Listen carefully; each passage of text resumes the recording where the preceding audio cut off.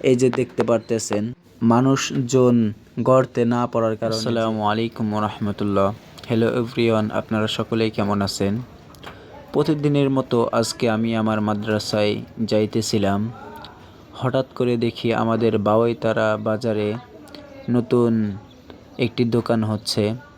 তার আগে আমি আপনাদেরকে বলে থাকি, আপনারা যদি আমাদের এই বাওয়াইতারা বাজার দেখে থাকেন কিংবা চিনে থাকেন অবশ্যই কমেন্টে জানাইবেন ইনশাআল্লাহ।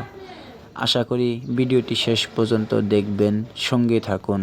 এই যে দেখুন সেই দোকানটি, মানুষজন কতটা খারাপ হতে পারে। সরকারি জায়গা, এরপরেও একটু ভাগ ছাড়বে না। নিজের জায়গা হলে যে কি করবে এটাই আমি চিন্তা করতেছি এখন।